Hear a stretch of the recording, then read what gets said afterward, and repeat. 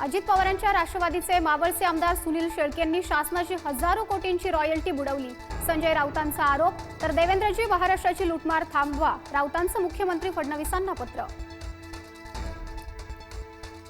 आज पावसाळी अधिवेशनाचा तिसरा दिवस. शेतकऱ्यांच्या प्रश्नावरून विरोधक आक्रमक होण्याची शक्यता.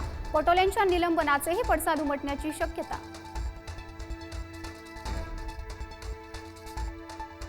मुख्यमंत्री फडणवीसांच्या निवासस्थानी डिनर डिप्लोमसी. मंत्र्यांना जेवणासाठी निमंत्रण. अधिवेशनातील रणनीतीवर चर्चा होणार.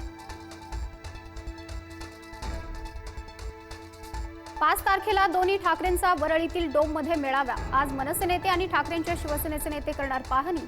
हिंदीचा GR मागे घेतल्यानंतर जंगी तयारी. कोल्हापुरातील ठाकरेंच्या शिवसेनेचे नेते संजय पवार यांची नाराजी दूर. आज उद्धव ठाकरेंची भेट घेणार. नाराजीनंतर दिलेला पदाचा राजीनामा. माजी आमदार अपूर्व हिरे दुपारी 12 वाजता करणार भाजपात प्रवेश. उत्तर महाराष्ट्रात विरोधकांना एका पाठोपाठ एक धक्के. संतोष देशमुख हत्या प्रकरणातील आरोपी वाल्मिक कराडला बीडमधून नाशिक कारागृहात हलवणार. कारागृह प्रशासनानं हालचाली सुरू केल्याची माहिती. सुरक्षेच्या कारणास्तव निर्णय.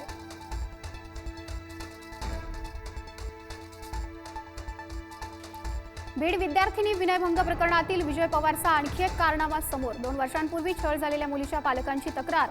मुलीला केबिनमध्ये बोलावून बॅट टच करायचे, पालकाचा आरोप. शक्तीपीठ विरोधात आंदोलन केल्याप्रकरणी राजू शेट्टी, ऋतुराज पाटलांसह 400 जणांवर गुन्हे दाखल. महामार्ग रद्द करण्याची सरकारला सद्बुद्धी दे. शेट्टी आणि पाटील विठ्ठलाला साकडं घालणार.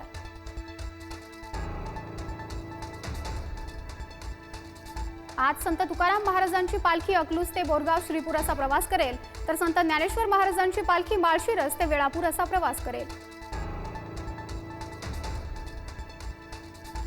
वारी दरम्यान कुठल्याही कारणानं वारकऱ्याचा मृत्यू झाल्यास सरकारकडून 4 लाखांची मदत. सरकारकडून नवं परिपत्रक. अपघातानं 60% अधिक अपंगत्व आल्यास 2.5 लाखांची मदत.